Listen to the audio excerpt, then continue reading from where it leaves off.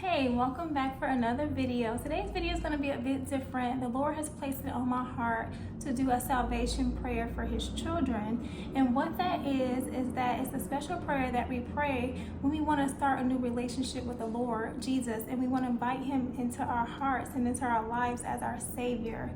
What it does, a salvation prayer, we basically ask the Lord for forgiveness of any sins that we've done, and then we really truly believe in our heart that Jesus is the Son of God and that he came to save the world. So after that, we invite Jesus into our heart. We begin to start a new life with him as him being the Lord of our lives and our Savior.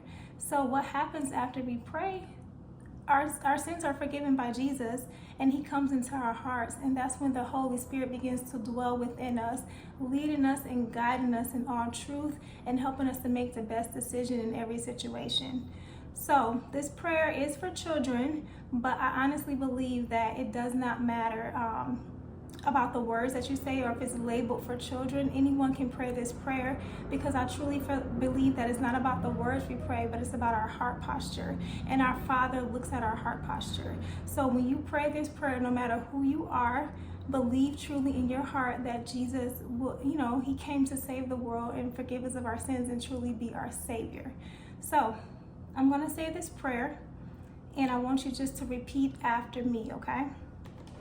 So go ahead and let's bow our heads. Dear Lord Jesus, I know that I am a sinner, and I ask for your forgiveness. I believe you died for my sins and rose from the dead.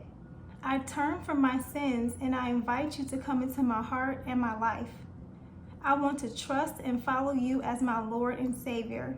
In Jesus' name, amen. And if you just prayed that prayer with me, I'm going to sit here and I'm going to clap for you, because you have made one of the best decisions you can ever make in your life, and you have welcomed the Lord in and the Holy Spirit to dwell within you.